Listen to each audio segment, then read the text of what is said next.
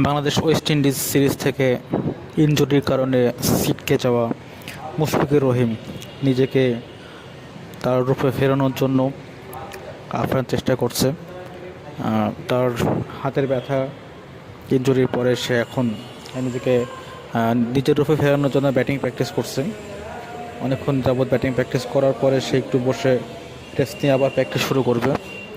আমরা দেখতে পাচ্ছি মুশফিকুর রহিম পুরো দমে তার ব্যাটিং প্র্যাকটিস শুরু করছে। এখন বর্তমানে তার যে গোল সামনে, যে বর্তমানে ওয়েস্ট ইন্ডিজ সিরিজ চলছে, ওয়েস্ট ইন্ডিজ সিরিজে সে এখন আর যেতে পারবে না। তো সেই ক্ষেত্রে তার নেক্সট হচ্ছে বরিশালের হয়ে বিপিএল মাতাবে, এবং বরিশালের হয়ে বিপিএল মাতানোর জন্য সে বিপিএলের প্রিপারেশন হিসাবেই নিজেকে সম্পূর্ণভাবে ফিট করছে। Mister dependable Mushfiqur Rahim.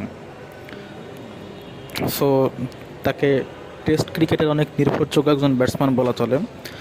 Bangladesh West Indies টেস্টে 1-1 তারা ড্র করছে। এরপরে হচ্ছে ওয়ানডেতে তারা দুইটাই হারছে, তিনটায় জিততে পারেনি। হয়তো মুশফিক থাকলে একটু অন্যরকম হতেও পারত। ফর এক্সাম্পল, সে একজন ডিপেন্ডেবল ব্যাটসম্যান। তো দেখা যাক মুশফিক কবে নাগাদ, বিপিএলের আগে হয়তো হবে না, বিপিএলের মধ্যে তাকে পুরো দমে মাঠে ফেটে দেখা যাবে। So guys, do subscribe, like, comment and share. Thank you everyone.